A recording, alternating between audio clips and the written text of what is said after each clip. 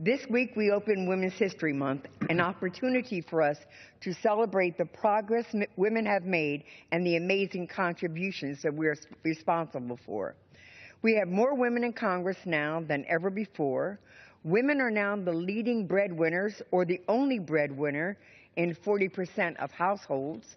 We have more women leading major companies and in prominent positions like the Supreme Court. Women today are more likely to earn college degrees and attend graduate school than their male counterparts, and more women are entering traditionally male-dominated fields.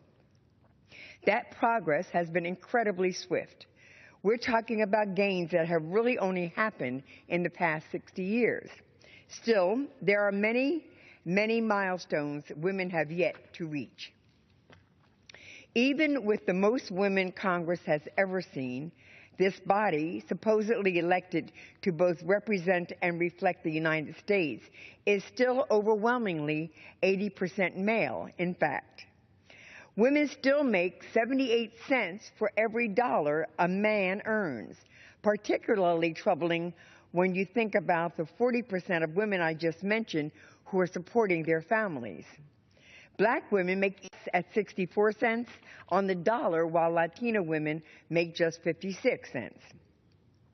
And if this week is any indicator, there are still a great number of people, primarily men, who feel we are incapable of making our own decisions about our health care.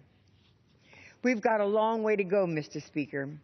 And part of the reason we can't get all the way there is because we have not passed the Equal Rights Amendment.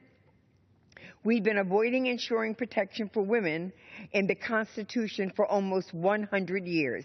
And quite frankly, there's only so much we can do until we offer that basic level of protection.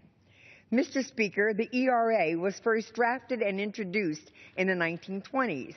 It finally passed in 1972 and was sent to the states for ratification, where it received 35 of 38 approvals that it needed. Unfortunately, time ran out, and one of the reasons we have yet to solve some of the greatest challenges facing our nation's women is the lack of true protection in the Constitution. What better way to ensure the right to fair pay for women? What better way to ensure equal treatment in the workplace?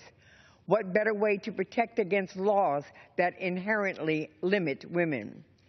What better way to protect all of the progress we have made and ensure that women can continue to excel?